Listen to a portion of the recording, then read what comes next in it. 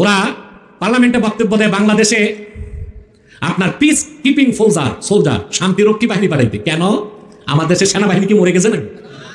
Police মরে গেছে, border guard মরে গেছে, 14 কোটি মুসলমান তো আছি। বাংলাদেশের স্বাধীনতার বিরুদ্ধে কথা বলো কেন? এই সাহস কে দিছে? আমি তখন আমার বক্তব্যে বলেছিলাম 2 ঘন্টা পর, মমতা ব্যানার্জির বক্তব্যের 2 ঘন্টা পর আমার বক্তব্যে আমি বলেছি বাড়াবাড়ি করলে 14 কোটি মুসলমান হাতে কিন্তু লাঠি তুলে নিবে। 28 কোটি লাঠি মোকাবেলার শক্তি ভারতের হয় নাই। দিল্লির লাল কেল্লায় ইসলামের পতাকা উড়াই দিব।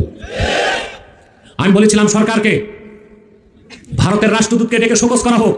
আলহামদুলিল্লাহ পরের দিন সকালেই রাষ্ট্রদূতকে ডেকে পররাষ্ট্র মন্ত্রণালয়ে আচ্ছা মতো ডাটাই দিছে।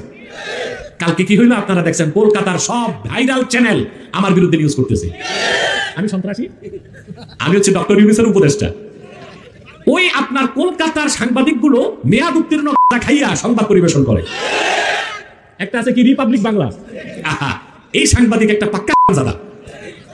এটা তো মনেই হয় না যে সাংবাদিক। মানুষ যেভাবে সার্কাস করে সে স্টুডিওতে একদিক থেকে আরেক দিক ওইভাবে দৌড়ায়, আর মনে হচ্ছে মলম বিক্রেতাদের মতো।